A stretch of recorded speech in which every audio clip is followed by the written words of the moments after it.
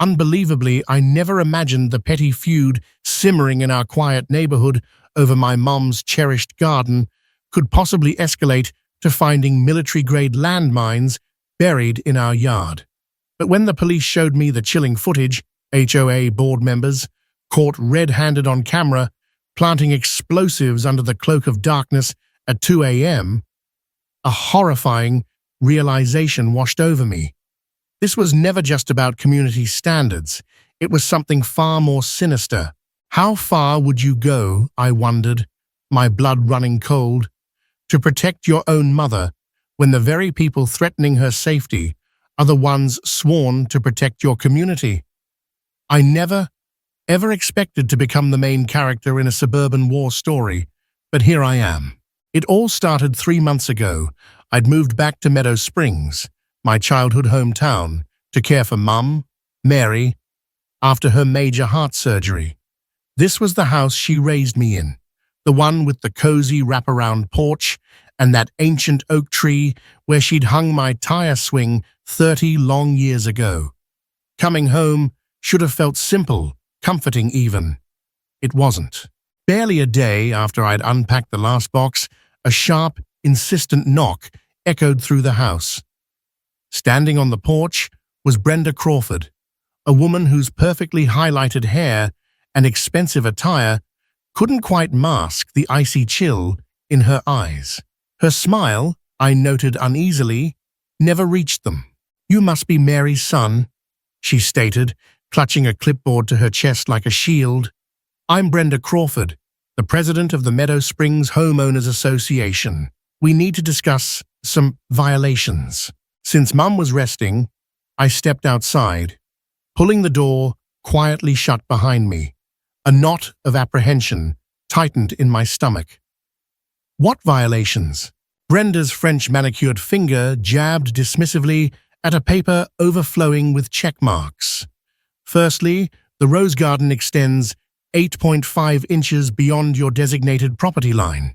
Secondly, the mailbox is painted an unauthorized sunset orange instead of the HOA-approved rustic terracotta. And thirdly," she added, her tone dripping with condescension, "the oak tree branches are hanging too low over the public sidewalk." I rubbed my temples, feeling a headache brewing. The sheer absurdity of it was staggering. "Look, my mother just had triple bypass surgery. Can this possibly wait a few weeks while she recovers?" "Rules exist for a reason," she replied frostily, clicking her pen repeatedly, a grating sound that scraped against my nerves.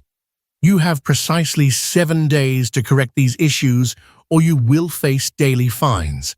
Without another word, she turned on her heel and marched away, radiating smug self-importance. As her car disappeared down the street, our neighbor, George Miller, waved from across the street with a sympathetic look. Later that evening, he came over, bringing a warm casserole and some clearly needed, albeit unsettling, advice. "Watch yourself with Brenda," he warned, his voice dropping to a conspiratorial whisper, despite us being alone in Mom's sunny kitchen. "She's ruthlessly made it her personal mission to control every square inch of this neighborhood. Just last year," he leaned closer, "the Singhs had to sell their house after she practically bankrupted them with endless HOA fines." My stomach churned. "Over what?" I asked, a sudden chilling premonition creeping over me. "Believe it or not," George sighed, "their daughter's wheelchair ramp didn't match the approved aesthetic. Apparently, needing permission for essential medical accommodations is a thing now." That night, fueled by anger and anxiety, I dove headfirst into researching HOA laws, scouring the internet until my eyes burned. What I discovered was infuriating. Many of their so-called violations weren't even legally enforceable in our state. The property line issue particularly gnawed at me. So, the next morning, armed with newfound knowledge, I pulled the official property survey from Mom's dusty filing cabinet. I was outside, meticulously measuring the garden border with a tape measure when Brenda's gleaming silver Mercedes purred to a stop at the curb. She emerged, accompanied this time by a tall, imposing man with thinning hair and expensive loafers, Arthur Finch, her notorious HOA attorney. "We're documenting continued violations, Mr. Brenda announced, her voice sharp. I realized I hadn't even given her my name, Alex. Ignoring her, I held up the official survey, my voice steady despite the tremor in my hands. Actually, according to this official county document, Mom's garden is completely within her property line. Finch squinted at the paper, a flicker of annoyance crossing his features. That survey is outdated, he scoffed. The HOA commissioned a new one last year. Without notifying the homeowner, I countered, thankful for the hours of late-night research. That's illegal in this state. Furthermore, I happen to be a civil engineer, Mr. Finch. I understand property boundaries quite well. For a fleeting moment, something flickered across Brenda's face. Surprise? Maybe even a sliver of grudging respect. But it vanished as quickly as it appeared, replaced by her usual hardened expression. Nevertheless, she snapped, the other violations remain. The next day, swallowing my pride, I painted the mailbox the required rustic terracotta and trimmed the lowest branches of the oak tree. Not because I believed they were actual violations, but because Mum, fragile in her recovery, didn't need the added stress of fighting those particular battles. For about a week, an uneasy quiet settled over Meadow Springs. I focused on helping Mum with her recovery exercises, gently coaxing her strength back, and spent afternoons planting vegetables in the backyard, trying to reclaim some sense of normalcy.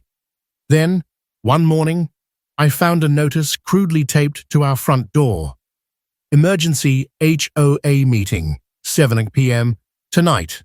All homeowners required to attend. My gut clenched. This couldn't be good. At the meeting, held in the sterile community center, Brenda stood at the podium like a general addressing her troops.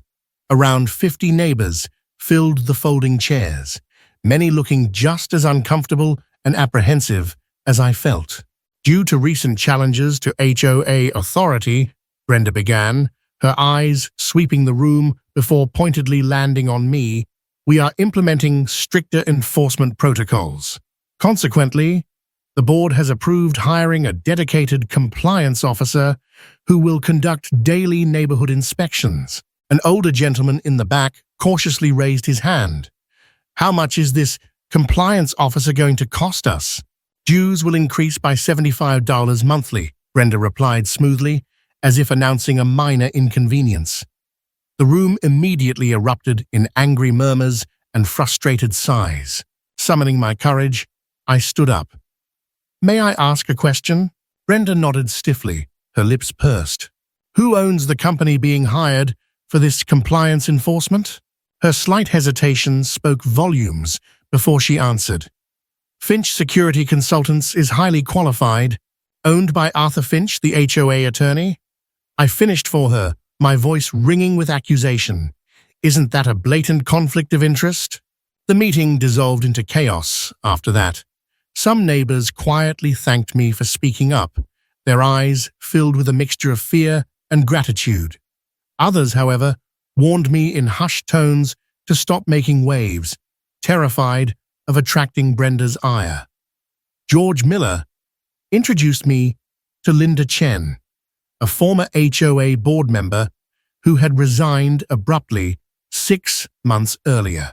They're after your mother's property, Linda whispered urgently as people filed out, casting nervous glances over her shoulder. Those corner lots are incredibly valuable for the commercial rezoning plan they're pushing. What rezoning plan? I asked, bewildered, but Linda just shook her head, her eyes wide with fear. Not here. Meet me tomorrow. The library, noon. I drove home that night, a knot of worry tightening in my chest, but also filled with a new sense of grim determination. Mum was asleep when I arrived, thank goodness, but something felt distinctly wrong. The front door was unlocked, even though I distinctly remembered locking it before leaving for the meeting. My heart hammered against my ribs as I cautiously checked the house. Nothing seemed missing, yet my folder of HOA research, the one I'd left on the kitchen counter, had been moved. Someone had been inside.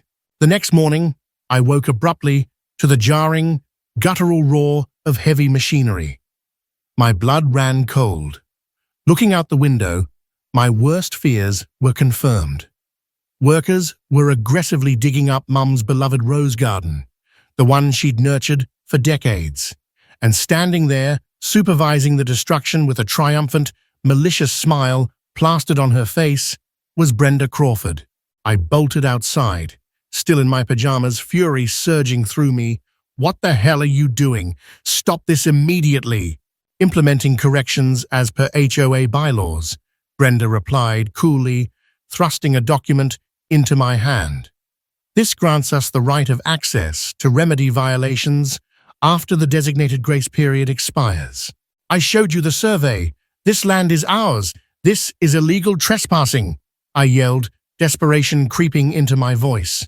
"Your mother signed the HOA agreement when she purchased this house," Brenda countered smoothly, tapping the paper. "Page 12, paragraph 7. It's all perfectly legal." The workers, oblivious or indifferent, continued their brutal work, heartlessly piling Mum's precious, vibrant roses onto the ravaged lawn like common weeds. Furious and feeling utterly helpless, I called the police. Officer Davis arrived 20 minutes later, looking weary. After patiently reviewing the HOA documents Brenda provided and listening to my frantic explanation, he shook his head apologetically. "I'm sorry, sir, but this appears to be a civil matter. The HOA agreement does seem to grant them this authority, unfortunately." I watched, numb with impotent rage, as they finished destroying 30 years of Mom's passionate gardening work. But what they left behind looked strange. Instead of just ripped up earth, there were now perfectly spaced, almost unnervingly precise holes dug along the property line.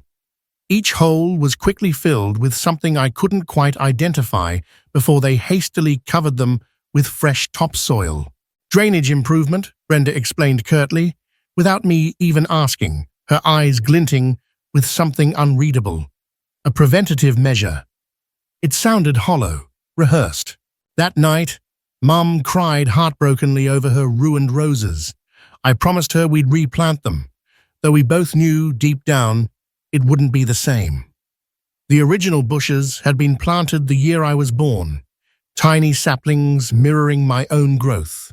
Despite the turmoil, I still met Linda Chen at the library the next day. My resolve hardened.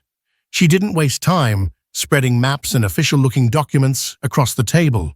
They chillingly detailed advanced plans to convert our entire residential neighborhood into a massive, sprawling shopping complex. And the developer behind it all? Sterling Development, owned by none other than Brenda Crawford's husband, Richard Crawford. "Your mother and 5 other homeowners on corner lots refused to sell," Linda explained, her voice trembling slightly. "Brenda and her cronies are using the HOA, piling on violations and fines, hoping to force foreclosures or make their lives so miserable they give up." As we cautiously left the library, I noticed a menacing black SUV idling nearby, its tinted windows hiding whoever was inside. It began to follow us. Linda, visibly terrified, muttered a hasty goodbye and hurried away, practically running. Before peeling out of the parking lot, I quickly snapped a photo of the SUV's license plate, my heart pounding. Mum was sitting on the porch swing when I arrived home, staring blankly at the desecrated patch of earth where her garden once thrived. "Something's not right with that soil, Alex," she said quietly, her voice barely a whisper. "It looks different, disturbed." Driven by a sudden, chilling intuition, I knelt to examine the freshly turned earth. That's when I saw it, a thin, almost invisible wire poking just barely above the dirt. "Don't move, Mum," I whispered urgently, my heart hammering against my ribs like a trapped bird. "Stay exactly where you are." Her eyes widened in alarm as she followed my gaze and saw the fear etched on my face. "Alex, what's wrong?" My finger trembled as I pointed to the thin, sinister wire nestled in the soil where her cherished roses once grew. "I don't know what this is," I said, my voice tight with dread, "but it sure as hell doesn't look like any drainage equipment I've ever seen." Carefully, deliberately, I pulled out my phone, my hands shaking despite my effort to remain calm for Mom's sake. Keeping my voice as steady as I could manage, I dialed 911 again. "This is Alex Durant at 724 Maple Avenue. I need Officer Davis back here immediately. There's something suspicious buried along our property line. The HOA workers, the ones who dug up the garden yesterday, I think they planted something dangerous."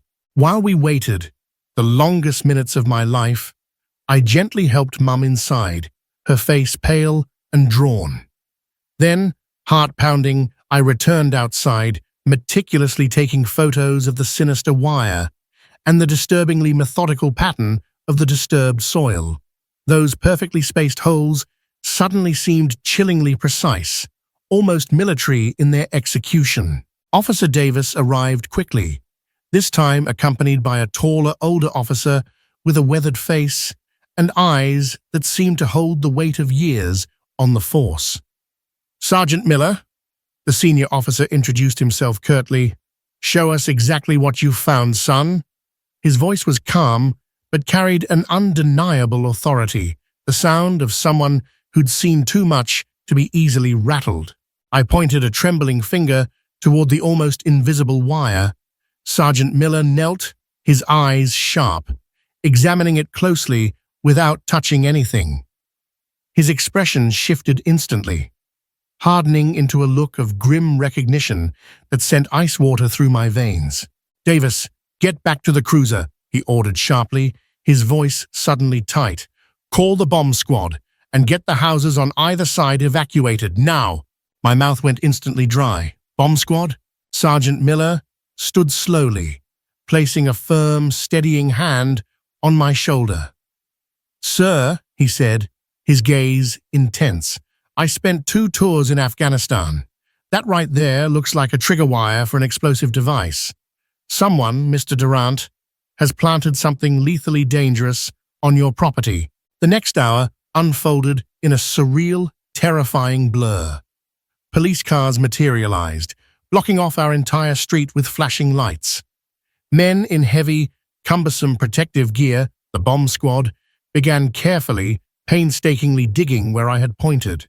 Neighbors gathered behind yellow police tape, their faces etched with confusion and fear, whispering and pointing toward our house.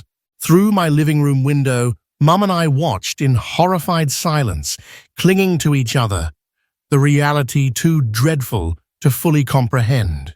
Finally, a technician in a bulky bomb suit approached our house, removing his helmet as he climbed the porch steps. His face was drenched in sweat, his expression grim. "We've secured the immediate area," he reported, his voice muffled by exhaustion. "Mr. Durant, you had M14 anti-personnel mines planted along your property line." He paused, letting the weight of his words sink in. "These are military-grade explosives, sir, not something civilians should ever have access to. Each one contains enough explosive power to kill or maim anyone within a 15-foot radius." Mum's hand flew to her mouth, a strangled gasp escaping her lips. "My God, who would do such a thing?" she whispered, her voice trembling. "Who do you think?" I demanded, my voice thick with fury and disbelief, though the answer already festered sickeningly in my gut. The bomb technician shook his head. "That's not my department, sir. The detective handling the case will want to speak with you." As if summoned by his words, a plainclothes officer appeared at our door. She introduced herself as Detective Isabella Rossi, sharp, intelligent eyes that seemed to miss nothing, taking in the scene with practiced calm. "Mr. Durant? Mrs. Durant?" she began, her voice professional but kind. "I'm handling this investigation. Can you think of anyone who would want to harm you?" Mum looked too shocked and frail to speak, so I answered, the words tumbling out in a torrent of anger and fear. "The HOA, the Homeowners Association. They've been harassing us relentlessly. They're the ones who dug up the garden yesterday, right where you found those mines." Detective Rossi's expression remained neutral, betraying nothing. But she wrote rapidly in her notebook. "Were there any witnesses to the digging yesterday?" "Yes, several neighbors must have seen it. And the HOA president, Brenda Crawford, she supervised the whole damn thing. The workers too. Would you recognize the workers?" I nodded numbly. "They wore uniforms. Crawford Landscaping." "Crawford Landscaping," Detective Rossi noted, her pen pausing for a fraction of a second. "Related to Brenda or Richard Crawford?" "Her husband owns a development company," I confirmed. "It all feels connected." The HOA attorney, Arthur Finch, was also involved in the initial harassment. Connecting the dots seemed almost effortless now, the sinister pattern emerging from the fog of disbelief. "Interesting," she murmured. "Anyone else we should know about?" I hesitated, then recounted everything Linda Chen had told me. The rezoning plans, the pressure on homeowners, Sterling Development, Richard Crawford's company. I also told her about the black SUV that had followed Linda and me from the library, showing her the photo of the license plate on my phone. "You've certainly been busy, Mr. Durant," Detective Rossi commented, a hint of respect in her tone. "One more question. Do you have any security cameras installed on your property?" "No," I admitted reluctantly, "but George Miller, my neighbor directly across the street, does. His system captures part of our front yard." Detective Rossi's eyes lit up with professional interest. "Let's pay Mr. Miller a visit, shall we?" George welcomed us into his cluttered home office, a haven of monitors, displaying feeds from multiple security cameras positioned around his property. "Installed these last year after my car got vandalized," he explained grimly. "Figured it was kids, but now, who knows? The system stores footage for 30 days. He quickly typed commands, bringing up the recordings from the previous day. We watched in silence as the sickening scene replayed. Workers in Crawford Landscaping uniforms methodically tearing up Mum's garden under the watchful, smug gaze of Brenda Crawford. "Can you go back further?" Detective Rossi asked quietly. "Maybe a few nights ago, say around 2 a.m.? George scrolled back through the timeline. And there it was. At precisely 2:17 a.m., 3 nights prior, the infrared camera captured 4 shadowy figures dressed in dark clothing approaching our property line. They moved with furtive urgency, their faces obscured by shadows and distance. "Zoom in. Enhance it if you can," Detective Rossi requested, leaning closer to the screen. The image quality wasn't perfect, grainy in the low light, but it was clear enough, unmistakably clear.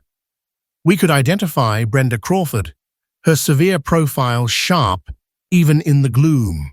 Beside her, Arthur Finch, the HOA attorney. And with them, 2 other men I didn't recognize, burly figures handling dark duffel bags. They worked with chilling efficiency along our property line, digging small, precise holes and carefully placing objects inside before covering them up, just like the bomb tech described, just like the nightmare unfolding before our eyes. "That's our smoking gun," Detective Rossi breathed, her voice tight with controlled anger. "Mr. Miller, I'll need a certified copy of this entire footage immediately." Mum's face had gone ashen, her hand trembling in mine. They were trying to kill us?" she whispered, horrified. Over a garden dispute? It was never just about the garden, Mom, I reminded her gently, though the reality felt like a physical blow. Remember what Linda Chen showed me? The plans to turn our neighborhood into a shopping complex? Your lot, being on the corner, is crucial to their entire development project. Detective Rossi was already on her phone, requesting warrants. We'll need to search the HOA office, the Crawford's home, Finch's office, and Crawford Landscaping immediately. Mr. Durant, she turned to me, her expression serious. Is there somewhere your mother can stay tonight? We'll have uniformed officers stationed here around the clock, but frankly, I'd feel much better if you were both elsewhere until we've secured all potential evidence and made arrests. My sister Jessica lived about an hour away.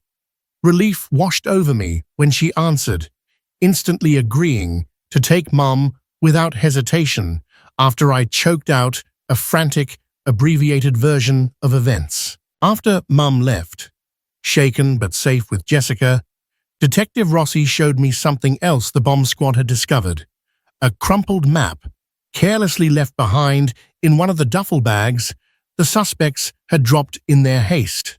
It chillingly marked planned mine locations across several properties in Meadow Springs. All belonged to homeowners, like Mum, who had steadfastly refused to sell to Sterling Development. This goes far beyond harassment or intimidation tactics, Detective Rossi said gravely, her eyes dark. We're looking at conspiracy to commit murder, domestic terrorism, illegal possession and deployment of military-grade weapons. The list is staggering. While we talked, her phone buzzed with an urgent text message. She read it, her expression darkening further. They just arrested Brenda Crawford at her home, she informed me. Predictably, she's already claiming the HOA board knew nothing about any of this. Says it was all Arthur Finch's insane idea. Do you believe her? I asked, searching her face. Not for a second, Detective Rossi replied flatly. People like Brenda Crawford don't take orders, they give them. That night, trying desperately to sleep in our suddenly vast, empty house, the silence punctuated only by the crackle of the police radio from the cruiser parked outside, my phone lit up, a text from an unfamiliar number. The message sent a fresh wave of ice through my veins. Back off, or next time we'll make sure your mother walks into something that can't be disarmed. My hands trembled as I showed the message to the officers outside. They documented it immediately, adding it to the rapidly growing mountain of evidence. Sleep, however, became an impossibility after that. I paced the familiar rooms, jumping at every creak and shadow, the horrifying image of Mum walking out to get the mail, right into the path of those mines, playing on a loop in my mind. What if I hadn't noticed that wire? The thought alone was paralyzing. At dawn, the first rays of sunlight illuminated a scene that felt utterly alien. Police officers meticulously catalogued evidence along our ravaged property line, their movements methodical and grim. The sheer horror of what might have happened, what was clearly intended to happen, kept hitting me in relentless waves. Mum's simple, daily routine, walking out to check the mailbox first thing each morning, would have led her directly into that death trap. The thought made me physically sick. Detective Rossi arrived with coffee and a weary but determined look in her eyes. We've got all 4 suspects from the video in custody, she reported, handing me a steaming cup. Brenda Crawford, Arthur Finch, and the 2 unidentified men. Turns out they're security contractors Finch hired, both with shady pasts. But, she sighed, they've all lawyered up naturally. The DA is pushing hard for no bail, given the extreme severity of the charges. What about the text threat I got last night? I asked, the chilling words still echoing in my mind. We traced it to a burner phone, purchased with cash yesterday afternoon, Rossi confirmed. But here's where it gets interesting. The security camera at the convenience store where it was bought, it captured none other than Kevin Crawford buying it. Brenda's son, I remembered seeing a sullen young man, probably Kevin, glued to his phone and looking bored during the chaotic HOA meeting. Exactly, Rossi nodded grimly. And when we executed the search warrants on Finch's office and Sterling Development headquarters yesterday, we found documents suggesting this isn't isolated to Meadow Springs. They appear to have run similar schemes, harassment escalating to more persuasive methods in at least 2 other communities in the state. I sank into a kitchen chair, feeling utterly overwhelmed. The sheer scale of it was terrifying. All for money? For a shopping mall? Money, power, control, Rossi shrugged, her expression hardening. You stood up to them, Alex. You publicly questioned their authority and exposed their conflict of interest. People like Brenda Crawford and her associates simply cannot tolerate that kind of challenge.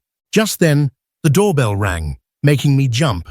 It was George Miller, holding another casserole dish, his face etched with concern and disbelief. The neighborhood's in an absolute uproar, he reported, stepping inside as Detective Rossi excused herself to take an urgent call. Half the remaining HOA board members have already resigned in disgrace. There's frantic talk of emergency elections, dissolving the whole damn thing. Let someone else deal with that mess, I said wearily, scrubbing a hand over my exhausted face. Right now, I'm just focused on keeping Mum safe and seeing this through. George nodded sympathetically, his presence a small comfort in the swirling chaos.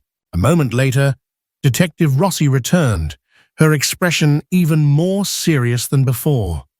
We just executed the search warrant at Richard Crawford's company, Sterling Development, she said, her voice low and intense. You need to see what we found. She placed her tablet on the kitchen table, displaying scanned documents and emails that made my blood run cold. One was a chillingly organized list of homeowners labeled Phase 1 targets, with my mother's name right at the top. Another contained detailed step-by-step instructions for acquiring and placing persuasion devices, a sickening euphemism, on selected properties. This was never just about your mother, Alex, Rossi explained, her eyes meeting mine. You and she were likely first because you challenged them publicly, becoming an immediate problem. But they had concrete plans for every single holdout property on those corner lots. And there's more, she continued, swiping to another document. We found financial trails and veiled communications linking Sterling Development to suspicious accidents and sudden property sales in those other communities I mentioned. Residents who mysteriously decided to sell after strange incidents plagued their properties. How deep does this possibly go? I asked, feeling the floor shift beneath me, the scope of the conspiracy widening into a terrifying abyss. Detective Rossi's answer chilled me to the bone. We're bringing in the FBI. This potentially crosses state lines, involves military-grade weapons trafficking, and suggests a pattern of organized criminal activity far beyond local jurisdiction. Your HOA president and her husband aren't just neighborhood tyrants, Alex. They appear to be key players in a sophisticated criminal enterprise. As she spoke, another officer, Officer Chen, rushed in, looking alarmed. Detective, we've got a situation down at the precinct. Kevin Crawford just tried to access the evidence locker using a stolen key card. When security stopped him, they found this in his possession. Officer Chen held up a sealed evidence bag containing what looked unmistakably like a small, remote detonator. He was trying to trigger any remaining devices, Rossi realized instantly, already grabbing for her radio, her voice sharp with urgency. All units, sweep the Durant property and surrounding marked locations again immediately. We may have missed something active. I stood frozen, staring out the window at what used to be my mother's peaceful garden. Now, a cordoned-off crime scene wrapped in yellow tape. Somewhere beneath that deceptively innocent-looking soil, could there still be something deadly hidden? waiting silently for the press of a button? What else had they planted that we hadn't found yet? The air suddenly felt thick with unseen menace. Later that day, Officer Chen returned, her face grim. "We reviewed Mr. Miller's security footage again, focusing on the night planting," she explained, spreading high-resolution stills across my kitchen table. These were much clearer than the initial grainy images. We can now clearly see Brenda Crawford and Arthur Finch directing the two men. And look here, she pointed to a frame where Finch handed one of the men a distinct metal disc. The bomb squad confirmed the specific signature. Those are M14 mines, military issue, likely sourced through black market channels. This wasn't random intimidation, Alex. They specifically intended to cause lethal harm. I collapsed back into the chair, my legs suddenly weak. But why? Over 8.5 inches of garden space? It makes no sense. Officer Chen tapped another set of photos, documents seized from the HOA office under warrant. Your mom's property sits at the crucial corner of Pinecrest Drive and Maple Avenue. It's the only lot blocking the planned main entrance for Richard Crawford's massive shopping mall project. Internal Sterling Development emails we recovered show their partners offered Richard and Brenda Crawford a personal $5 million kickback if they could secure all the corner properties by the end of the year. My hands trembled with fury. Mom refused to sell last year. Some slick man in an expensive suit, probably Finch or Richard Crawford himself, offered her triple the market value, and she told him this house wasn't for sale at any price. Richard Crawford runs Sterling Development, Officer Chen confirmed grimly. The same company trying to build that mall and offering that kickback. The pieces fit disturbingly well. Just then, the doorbell chimed, making me jump violently. Through the peephole, I spotted Linda Chen, the former HOA treasurer, looking pale and terrified. "I shouldn't be here," Linda whispered frantically after I quickly let her in, her eyes darting nervously around the room. But I couldn't stay quiet, not after hearing about the explosives, the landmines. She pulled a small thumb drive from her purse, pressing it into my hand. I kept copies of everything before they forced me out. The HOA, under Brenda, has been stealing money for years. Fake maintenance charges, grossly inflated contractor bills. Brenda bought a vacation home in Florida with embezzled funds. Her voice cracked with a mixture of fear and anger. When I questioned a suspicious $50,000 payment from Sterling Development to the HOA slush fund, Richard Crawford cornered me in the community center parking lot. He said my kids might have an unfortunate accident at the community pool if I didn't learn to mind my own business. Officer Chen took rapid notes, her expression hardening. "Ms. Chen, we absolutely need your official statement on all of this." Linda nodded numbly, then froze, her eyes fixed on the window as headlights swept across the front lawn. That's Kevin Crawford's truck. He follows me sometimes." "Stay away from the glass," Officer Chen ordered, moving swiftly toward the window, her hand instinctively going to her service weapon. "I'm calling for backup now." As if on cue, my phone buzzed. Another text from an unknown number. "Back off, or we finish what we started. Your mother won't survive the next accident." I showed the chilling message to Officer Chen, who quickly photographed it. "We can trace this," she assured me grimly. "Meanwhile, you both need secure protection. Tonight." That night proved sleep was a forgotten luxury. Around midnight, just as an eerie silence settled over the house, I heard it, a faint scratching sound at the back door. My senses on high alert, I crept toward the kitchen window, peering cautiously through the blinds. Movement in the shadows near the air conditioning unit. The police officer stationed discreetly in the backyard approached, hand firmly on his weapon, flashlight beam cutting through the darkness. Frozen in the harsh light, like startled animals, stood Kevin Crawford and another man, one of the landscapers I recognized from George's security footage, one of the men who had planted the mines. They were caught red-handed, fumbling with something beside our AC unit. "Police, don't move!" The officer's sharp command cut through the night. Both men instantly bolted, dropping a canvas bag as they scrambled frantically over the back fence and disappeared into the darkness. Inside the abandoned bag, police found wire cutters and what looked chillingly like a sophisticated electronic timing device. They hadn't given up. The threat was far from over. By morning, our once quiet suburban neighborhood had transformed irrevocably into a sprawling crime scene, buzzing with a morbid energy. News vans lined the street, their satellite dishes pointed skyward, while reporters jostled for position, microphones extended. Bomb squad members, grim-faced and methodical, conducted yet another sweep of our property and the adjacent lots marked on the recovered map.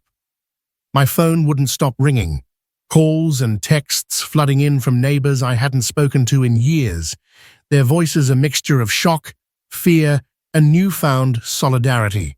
Later that morning, Mrs. Singh from across the street came over, her hands trembling as she offered a cup of tea. "The Crawfords, Brenda, she threatened to fine us hundreds of dollars for our Diwali decorations last year," she confided, her voice barely above a whisper. "When my husband complained to the board, both our cars were keyed the very next day." Her eyes welled up. "We were too scared to say anything else after that. We have children." Similar stories emerged throughout the day, a disturbing pattern of vindictive tyranny coming to light now that the dam of fear had broken. The Gonzalez family recounted how their magnificent century-old heritage oak tree mysteriously withered and died after they disputed exorbitant pool renovation costs pushed through by Brenda. The elderly Johnsons shared how they were suddenly slapped with thousands of dollars in bogus special assessments immediately after questioning the HOA's opaque financial reports at a meeting. It painted a chilling picture of systematic abuse of power. While helping Mum take her afternoon medication, I noticed her hands were shaking worse than usual, her skin pale and clammy. "I should have just sold the house when they asked last year, Alex," she whispered, tears tracing paths down her cheeks. "I never, ever meant to put you in this kind of danger." I gently took her frail fingers in mine. "Mom, this is our home. We didn't do anything wrong. They did. They don't get to bully and terrorize us out of it. We fight this." My voice held more conviction than I felt, but she needed to hear it. Later that afternoon, I met with Detective Rossi and a new face, Special Agent Miller from the FBI, at a secure federal building downtown. The air crackled with serious intent. Rossi laid out financial records seized from the HOA, Sterling Development, and various connected accounts.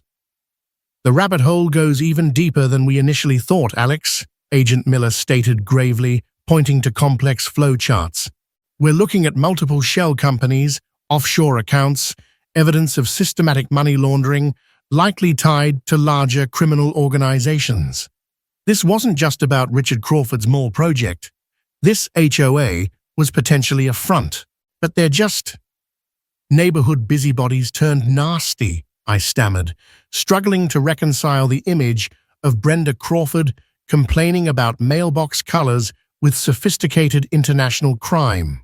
Agent Miller shook his head grimly. "Brenda Crawford's brother-in-law served 10 years for federal racketeering charges. We believe this HOA structure, replicated in other towns, was a perfect cover for laundering illicit funds and executing coordinated real estate fraud under the guise of community management." As I tried to process this staggering information, my phone rang. It was Linda Chen, her voice frantic and choked with tears. "Alex, they broke into my house while I was at the police station giving my statement. My backup files The USB drive I kept hidden, it's all gone. And someone spray-painted "dead woman walking" across my bedroom wall. Linda, oh my God, are you okay? Are the kids okay? We're okay? But I can't stay here, she sobbed. I'm taking the kids to my sister's place in Ohio right now. I'm driving straight through. Linda, wait, don't run, I pleaded. That's exactly what they want you to do. The police, the FBI, they can protect you. Can they be everywhere, Alex? She hissed, her voice raw with terror. You don't understand what these people are truly capable of. They have eyes everywhere. The line went dead. When I tried calling back, it went straight to voicemail. My heart sank. They had successfully silenced another key witness. Driving home, my mind reeling, I glanced in my rearview mirror. A black SUV, identical to the one that followed Linda and me, materialized 3 cars behind me. It stayed there, mimicking my speed, turning when I turned. Cold panic began to rise in my throat. Was it Richard Crawford? Finch? Someone else? Acting on pure instinct, I swerved abruptly into a brightly lit, crowded gas station and immediately called Agent Miller's direct line. Stay where you are, Alex, Miller ordered calmly but firmly. Maintain visibility. Officers are less than 5 minutes away. The black SUV drove past the gas station slowly, deliberately. Through the heavily tinted windows, I caught a glimpse of the passenger, Brenda Crawford. She stared directly at me, her expression unreadable but radiating pure menace. She had made bail, despite planting landmines, despite conspiracy charges. The realization hit me like a physical blow. Their influence, their corruption, ran terrifyingly deep. When I finally reached home, shaken to my core, I found Mom sitting nervously in the living room with a stranger. He was a thin man, with sharp features and silver-rimmed glasses, exuding an air of professional confidence. Mr. Durant? Jackson Wells, local newspaper, he said, offering a practiced, insincere smile. Your mother has been telling me quite the story about the HOA corruption, the threats, fascinating stuff. I'd love to get your perspective for my article. Something felt immediately off. His press badge, hanging prominently from his neck, looked subtly wrong. The colors seemed too bright, the lamination uneven, the font slightly askew. And how had he gotten past the uniformed officer now stationed permanently outside our house since the AC unit incident? How did you get past the police officer outside? I asked casually, deliberately positioning myself between him and Mom, my hand inching toward the panic button Agent Miller had given me. His smile didn't waver, but his eyes darted nervously for a fraction of a second. Ah, lucky timing, I suppose. He must have just stepped away for a moment. A blatant lie. Excuse me, I said, pretending to reach for a glass of water on the side table, while my thumb firmly pressed the small, discreet panic button in my pocket. Well, Mr. Wells, we really have nothing further to say without our lawyer present. That's unfortunate, Wells said, his facade beginning to crack. He stood up, glancing towards the door. Mrs. Crawford spoke so highly of your mother, you know, but she also mentioned, well, she expressed concern. Says Mary's been rather confused lately, imagining things. Early dementia can be so tragic, can't it? The veiled threat hung heavy and poisonous in the air. Before I could even react, the front door burst open with explosive force. Agent Miller and Officer Chen rushed in, weapons drawn. FBI, hands where I can see them, Miller commanded. Wells bolted, scrambling toward the back door, but Officer Chen tackled him hard in the kitchen, sending him sprawling. As they swiftly handcuffed the struggling man, Agent Miller showed me the man's real ID found in his wallet. Edward Finch.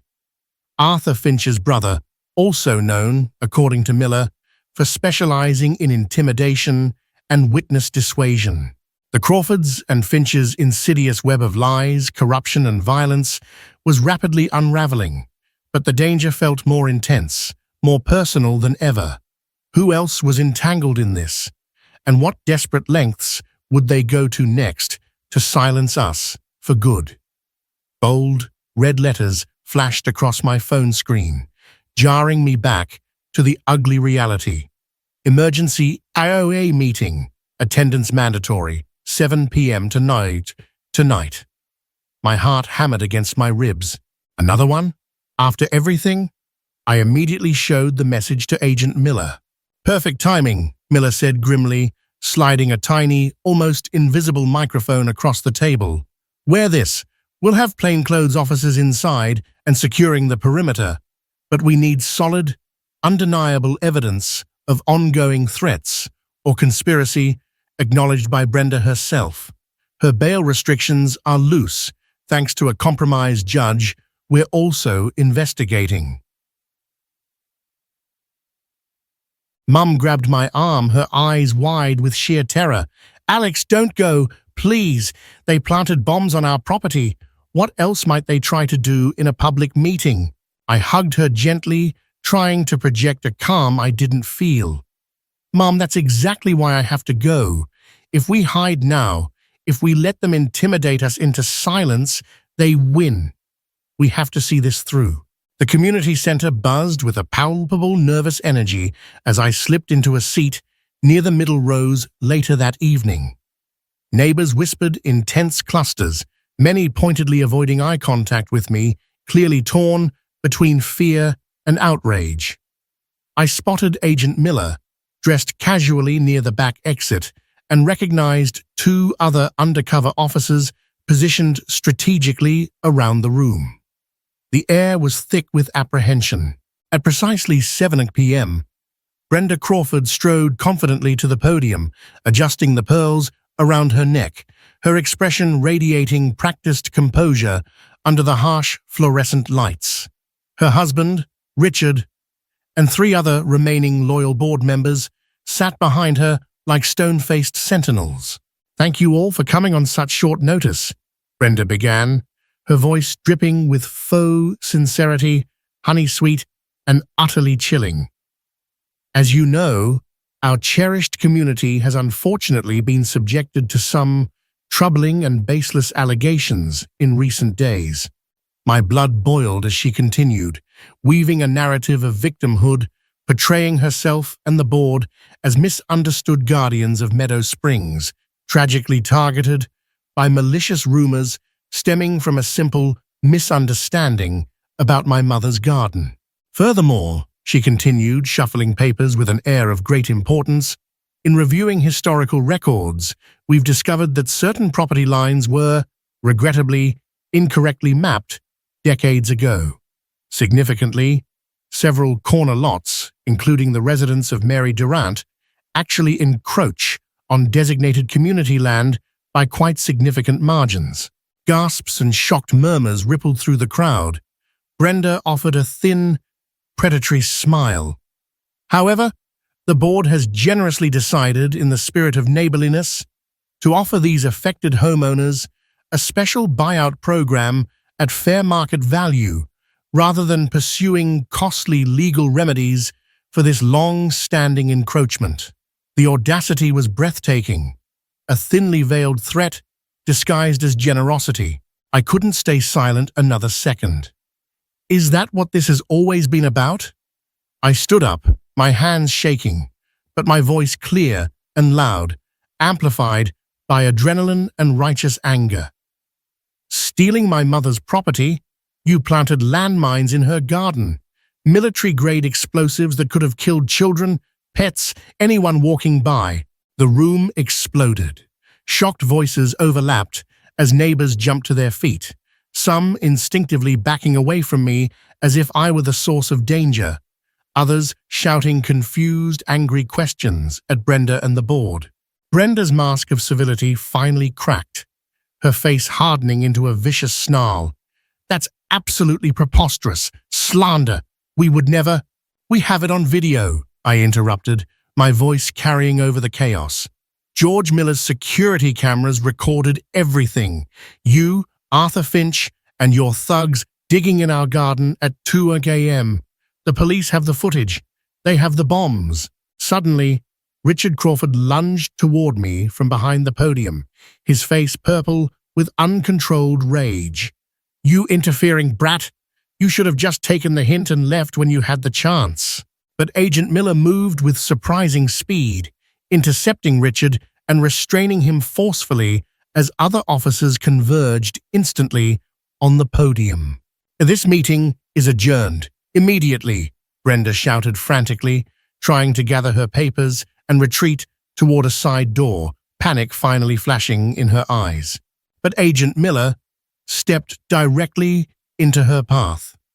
"Jennifer Crawford," he stated, his voice resonating with cold authority, "you're under arrest, again, for conspiracy to commit murder, racketeering, witness tampering, and fraud." As two uniformed officers led her away in handcuffs, she locked eyes with me, her gaze filled with pure, unadulterated hatred. "This isn't over," she hissed, her voice low and venomous. "You have no idea who you're really dealing with." The community center descended into utter pandemonium. Some neighbors rushed over, offering comfort and apologies, while others hurried home, faces pale with shock and fear. Mrs. Singh hugged me tightly. "We should have spoken up sooner, Alex. We were all so afraid. I'm so sorry." Outside, the scene was even more chaotic. News vans had already materialized, reporters thrusting microphones toward anyone exiting the building. Amidst the flashing lights and shouting questions, I spotted Linda Chen standing near a police car, calmly giving a statement to Detective Rossi. Somehow, the FBI had found her and brought her back safely. A small measure of relief washed over me. Then my phone buzzed. Another text, another unknown number. "You think arresting Henderson solves anything? The next attack won't have a warning. Sell the property by Friday or attend 2 funerals, yours and your mother's." The sender mistakenly used Henderson, a slip showing the sender might be removed from the core group or just sloppy. My blood ran cold. I immediately showed the message to Agent Miller. He read it, his jaw tight. "All right, that's it. We're moving you and your mother to a secure, safe location. Tonight, now." Back home, while Mum numbly packed a small overnight bag under Officer Chen's watchful eye, someone started pounding frantically on our front door. The officer stationed outside drew his weapon as I checked the security camera feed on my phone. To my utter shock, it was Kyle Crawford, Brenda and Richard's son, looking desperate, disheveled, and terrified. "Please," he shouted through the door, his voice cracking. "Let me talk to him. I need to talk to Alex. I swear, I had nothing to do with the landmines. My parents, they're completely insane. You have to believe me." Agent Miller arrived moments later, cautiously escorting a visibly shaking Kyle to an unmarked car for questioning at a secure facility. "He claims he wants to cooperate," Miller explained briefly to me. "Says he has evidence about his parents' connections to much bigger players. Could be legitimate, could be a ploy, we'll see." That night, settled into an anonymous hotel room miles across town, Mum finally slept, aided by a mild sedative prescribed by her doctor after the latest ordeal. I stared out the window at the indifferent city lights, wondering how our quiet, predictable suburban life had managed to explode into this complex, terrifying nightmare of organized crime and attempted murder. My laptop chimed softly. An email notification. It was from an encrypted, anonymous address. The subject line screamed, "Proof of sterling corruption. Open immediately." My heart pounded as I opened the email. Inside was a single video file. With trembling fingers, I clicked play. The footage was crystal clear. seemingly filmed from a hidden camera in an expensive private restaurant dining room. Richard Crawford sat at a table with three men in immaculate suits. One of them, sharp-featured and radiating ruthless authority, I recognized instantly from news reports. Victor Sterling, the CEO of Sterling Development. The old lady just won't sell, Richard Crawford was saying, frustration etched on his face. We've tried everything legal, leaned on her hard with the HOA. Sterling leaned forward, his voice chillingly cold and devoid of emotion. Then try something illegal, Richard. We need that corner lot. The construction deadline is non-negotiable, and our investors are not patient people. One of the other men, speaking with a distinct heavy European accent, added smoothly, My associates, Mr. Sterling, they can make problems disappear permanently, but he paused, letting the implication hang in the air. It costs extra, and there is no going back once that path is chosen. Richard Crawford hesitated, visibly sweating, but then Brenda Crawford, who had previously been off-camera, stepped into frame, placing a hand possessively on her husband's shoulder. Her voice was firm, resolute. Do what needs to be done, she commanded. Just make it look like an accident. We've worked too damn hard for too long to let one stubborn old woman ruin everything now. The video ended abruptly, plunging the hotel room back into silence, save for the frantic hammering of my own heart. I immediately forwarded the explosive file to Agent Miller, my hands still shaking uncontrollably. 5 minutes later, he called, his voice tight with controlled excitement. Alex, where in God's name did you get this? The quality is incredible, far too good for typical hidden camera work. Anonymous email, I explained, my voice hoarse. Could it be Kyle, trying to prove he's cooperating? Possibly, Miller mused. Or it could be someone inside Sterling's organization trying to cover their own tracks or take Sterling down. Regardless, this is huge. This goes higher than we even thought. His voice lowered significantly. The accented man, that's Vincent Caruso, suspected major player in organized crime, specifically construction rackets, across 3 states. We've been trying to get something solid on him for years. My blood ran cold. Organized crime. This was spiraling into something truly terrifying. What do we do now? We coordinate with federal strike forces, Agent Miller said grimly. Local jurisdiction isn't equipped for this anymore. Meanwhile, you and your mother stay put. Stay off all devices unless absolutely necessary. Don't contact anyone. Don't post anything online. Lie low. After hanging up, I peeked into the adjoining room, immensely relieved to see Mum sleeping peacefully, oblivious for now to the new, even more dangerous depths revealed. My phone buzzed again. A text message. This time, it showed Kyle Crawford's number. They know I talked. Dad's missing. Mum's lawyers are already spinning stories about her mental health, trying to discredit her. They're coming for the video, Alex. Trust no one. I stared at the words, a cold dread washing over me. Was it a genuine warning from a terrified kid or an elaborate trap?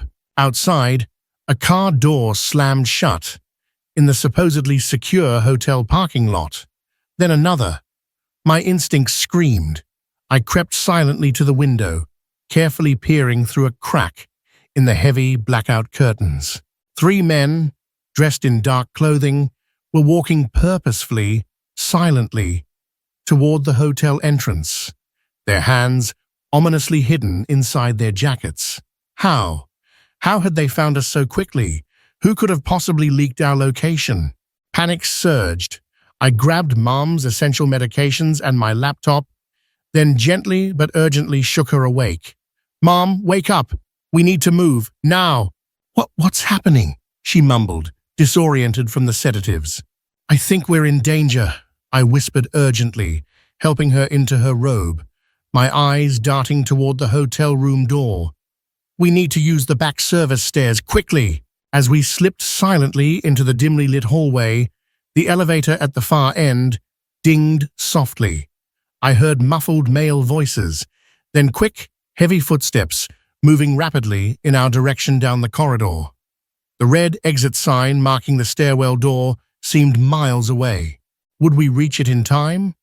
Or had Brenda Crawford's chilling parting words, "You have no idea who you're really dealing with," finally caught up with us? Heart pounding, I practically dragged Mum toward the red exit sign, her frightened gasps echoing slightly in the tense silence of the hallway. The footsteps behind us grew louder, closer. We burst through the heavy stairwell door just as one of the men rounded the corner, his eyes locking onto us for a split second before we slammed the door shut behind us.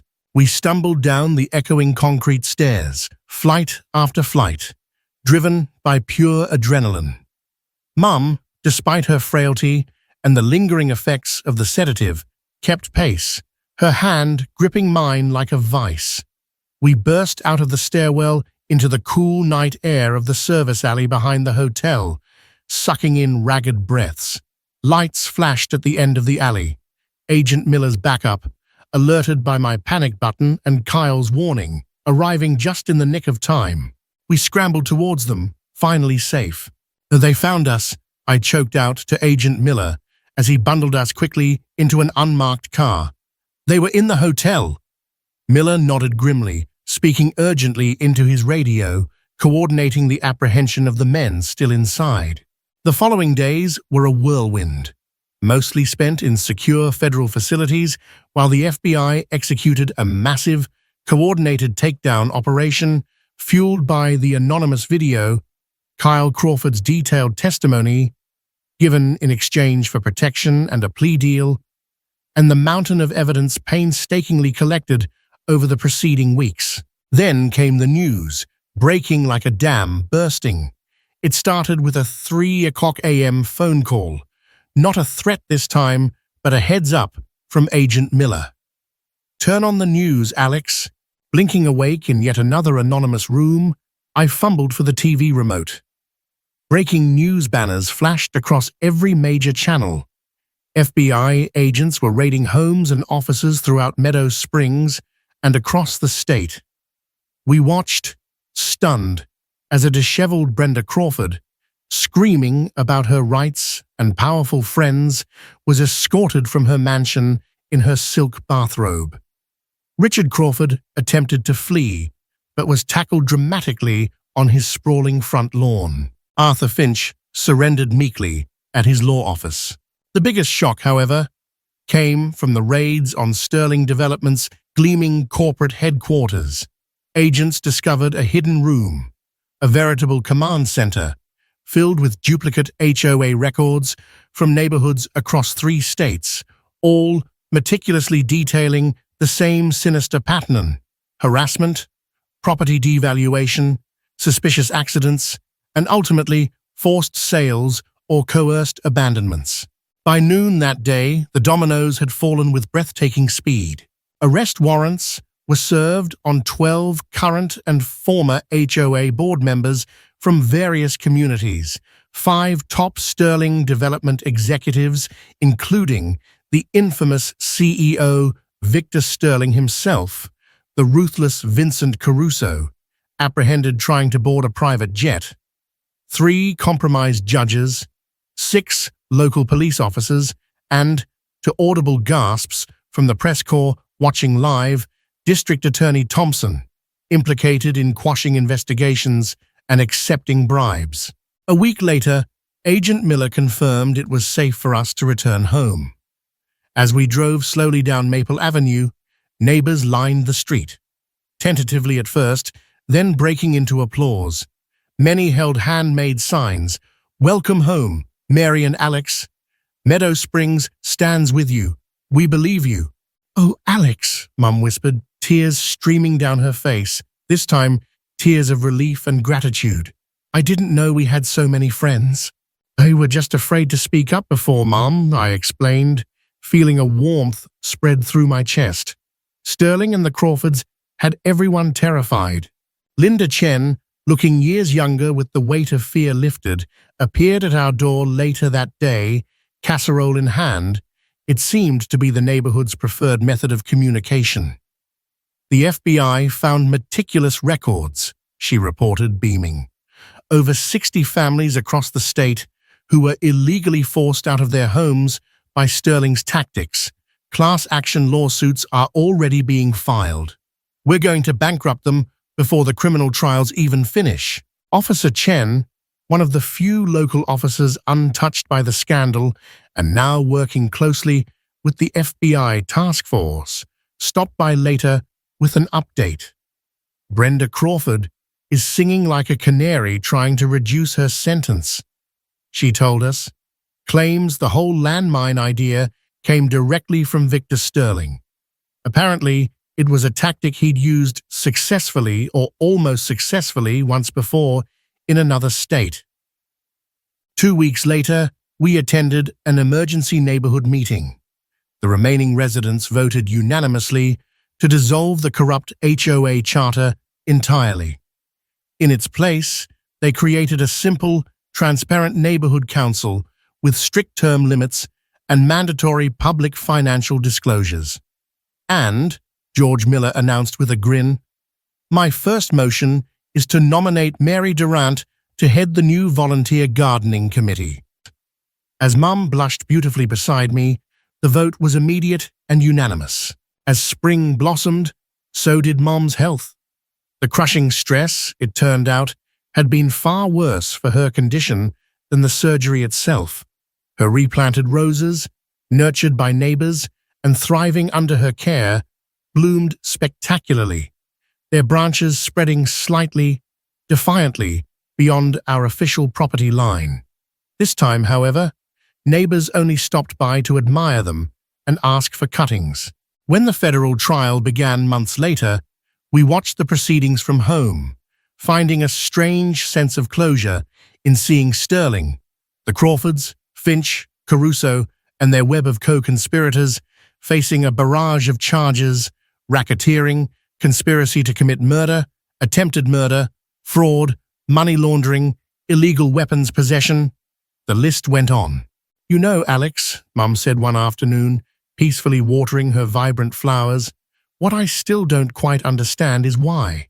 Why our land specifically? Was the mall entrance really worth all this? The final astonishing answer came 3 days later in a call from Agent Miller. Geological surveys, Alex, he said, excitement clear in his voice. Just got the final reports back. Your property and the other targeted corner lots, they sit directly on top of a massive, previously uncharted natural aquifer. Pristine water. Sterling wasn't just planning a shopping center. That was likely Phase 2, or a partial cover. Phase 1 was securing the land to drill and gain exclusive bottling rights. That water alone is potentially worth hundreds of millions. Mum stared at me, then burst out laughing, tears of sheer absurdity streaming down her face. All of this over water? She sputtered incredulously. Heavens, I probably would have let them drill a well if they'd just asked nicely instead of trying to blow me up. That evening, as fireflies blinked lazily in our peaceful garden, neighboring families gathered for an impromptu potluck cookout on our lawn. Children's laughter echoed where deadly landmines had once been buried. Adults shared relieved stories of past HOA harassment, finally free to speak openly without fear. Linda Chen raised her glass of lemonade. To new beginnings, she toasted, her smile genuine and bright. I watched Mum, laughing easily, surrounded by a true community at last, and thought, sometimes you have to risk absolutely everything, stare down unimaginable darkness, just to protect the simple things that truly matter: home, family, and the courage to stand up for what's right. This story is a stark reminder that unchecked power, even on a small community level like an HOA, can breed corruption and lead to unthinkable actions.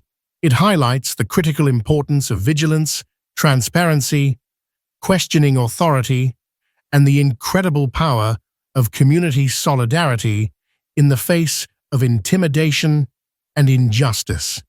Never underestimate your ability to make a difference, and always stand up for what's right, even when it feels terrifying. What did you think of this unbelievable story? Could you ever imagine something like this happening in your neighborhood? Let us know your thoughts in the comments below. And if you enjoyed this content, please give it a thumbs up and subscribe to the channel for more incredible true stories.